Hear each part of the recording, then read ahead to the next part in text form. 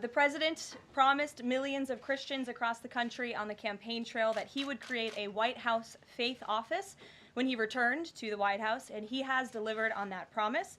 The White House Faith Office has put together an extraordinary week-long celebration currently underway for Holy Week ahead of Easter Sunday. The president signed a Holy Week proclamation, filmed a special presidential video message, and will be hosting a pre-Easter dinner tomorrow night and a White House staff Easter worship service on Thursday. The president and the First Lady are honored to continue the tradition of the White House Easter egg roll, which will take place on the South Lawn next Monday. ICE Baltimore arrested a 50-year-old citizen of China convicted of sex trafficking in Bel Air, Maryland. And ICE Boston arrested a 46-year-old citizen of Jamaica convicted of 3 counts of rape of a child and 2 counts of indecent assault and battery of a child under 14 in Boston, Massachusetts. President Trump and our administration will not rest until every single violent illegal alien is removed from our country. The safety of the American people is too important to settle for anything less. On that note, the Democrat and media outrage over the deportation of Abrego Garcia, an MS-13 El Salvadorian illegal alien criminal who is hiding in Maryland, has been nothing short of despicable. Based on the sensationalism of many of the people in this room, you would think we deported a candidate for Father of the Year. That's because, unfortunately, many in this country care more about this quote-unquote Maryland father, a legal alien MS-13 gang member, than a Maryland mother and an American citizen who was brutally murdered at the hands of a different illegal alien. Of course, I am referring to Rachel Morin. And if you didn't see, yesterday, a Maryland jury found illegal alien Victor Antonio Martinez Hernandez guilty of murdering Rachel Morin in August of 2023. She was a 37-year-old mother of 5 who was jogging in an otherwise safe community northeast of Baltimore when this monster ambushed, strangled, and beat her to death before stuffing her brutalized body in a tunnel drain. The Morin family finally got justice yesterday, but they will never get Rachel back. Our hearts go out to Rachel's family, her 5 children, and her mother, Patty, who has suffered the unimaginable loss of her daughter. In case you missed it last week, President Trump signed a national security presidential memorandum directing federal agencies administering federal land on the border to make land available to the Defense Department in a new national defense area. This followed the president's Day 1 executive order committing his administration to marshal all available resources and authorities to stop the unprecedented flood of illegal aliens into our country and to obtain complete operational control of the borders of the United States of America. Once again, the president is fulfilling another key promise. This new national defense area spans more than 170 miles across our border in New Mexico. But in the coming weeks, this administration will add more than 90 miles in the state of Texas. This national defense area will enhance our ability to detect, interdict, and prosecute the illegal aliens, criminal gangs, and terrorists who were able to invade our country without consequence for the past 4 years under the Biden administration.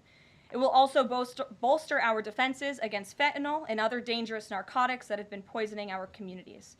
With all of this work being done to make America great again, we continue to see a positive response from the American public. To follow up on something that you just said, why do Ivy League schools get so much federal funding? It's a very good question, and it's a question the president has obviously raised in his discussions and negotiations with not just Harvard, but also Columbia and many other Ivy League institutions. We have the Anti-Semitism Task Force, which the president promised and delivered on. The Anti-Semitism Task Forces across the government, representatives from various federal agencies who meet on a weekly basis to discuss the question that you just raised. And I think a lot of Americans are wondering why their tax dollars are going to these universities when they are not only indoctrinating our nation's students, but also allowing such egregious illegal behavior to occur. To follow up on immigration, deporting American citizens to Central American prisons, is it legal, or do you need to change the law to do it? Well, it's another question that the president has raised. It's a legal question that the president is looking into. And he talked about this yesterday when with his meeting with President Bukele in the Oval Office.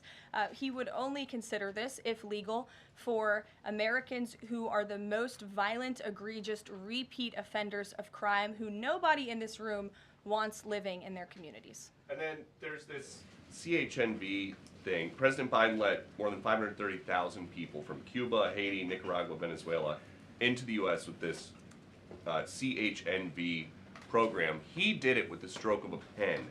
And now a judge will not let President Trump undo it with the stroke of a pen. So are you guys going to give all 530,000 plus people individual deportation hearings, or are you just going to try to deport them? I spoke to White House counsel's office about this morning because obviously another rogue district court judge is trying to block the administration's mass deportation efforts with this latest injunction. We will fight this in the court of law, and we will ensure that every individual who illegally entered our country and was really taken advantage of by the previous administration because they abused the parole system in this country to fast track legal status, as they said, for these illegal immigrants, and they completely abused our legal system. Many of these paroled individuals were then given temporary protective status, which the intention of that TPS was only supposed to be used in times of war or storm or destruction in the home countries of these migrants. It was completely abused. These migrants came here for economic reasons, and they illegally entered our country, and the president is not going to tolerate that. And so we will continue to focus on deporting as many individuals as we can. Jennifer. One on tariffs and one on Russia. Can you give us any sort of an update on which deals are in hand or are close? Which countries are reaching a deal on tariffs? And then on Russia, can you give us an update on what the agreement was with Russia? The president yesterday said that he thinks we'll be seeing some very good deals very soon. Can you talk a little bit about what Russia agreed to? Sure. I don't want to get ahead of our United States Trade Ambassador and Secretary of Commerce, the Secretary of Treasury, all the great individuals who are working incredibly hard to cut these good trade deals. And the president's deeply involved in this as well.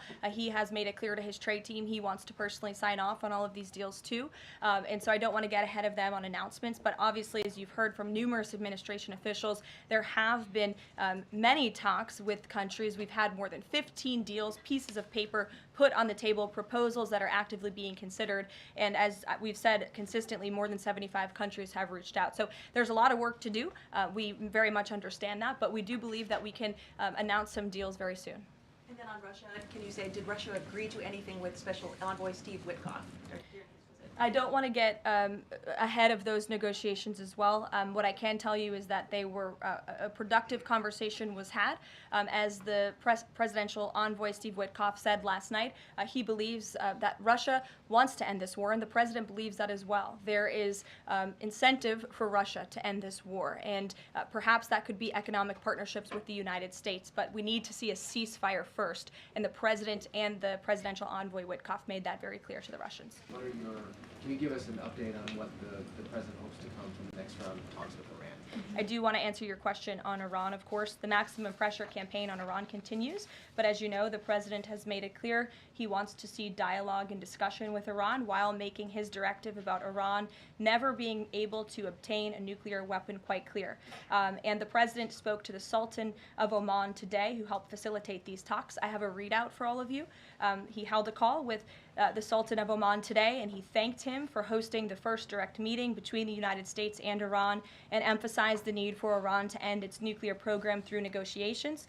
The two leaders also discussed the United States' ongoing operations against the Houthis and emphasized that the Houthis will pay a severe price until they end their attacks on maritime traffic in the Red Sea. As you know, an additional negotiation between Steve Witkoff and Iran's representative has been scheduled for Saturday. And since these are ongoing negotiations, I have nothing more to add on that. Two quick ones on TikTok. First, is the president expecting to extend the TikTok ban that's now June 19th if China doesn't come to the table in time? Well, June 19th is a long ways away, obviously. I think it's 2 months away. 2 months is a long time in the Trump administration, as you have all seen. We work at Trump speed around here. We get a lot done, so definitely don't want to get ahead. The vice president continues to lead these negotiations and talks. The president's involved, and they're ongoing. And then the president previously said he'd consider reducing tariffs on China in order to get a TikTok deal done. Is that option still on the table? Look, the president has made his position on China quite clear, although I do have an additional statement that he just shared with me in the Oval Office. The ball is in China's court. China needs to make a deal with us. We don't have to make a deal with them. There's no difference between China and any other country except they are much larger. And China wants what we have, what every country wants, what we have, the American consumer. Or to put it another way, they need our money. So the president, again, has made it quite clear that he's open to a deal with China, but China needs to make a deal with the United States of America.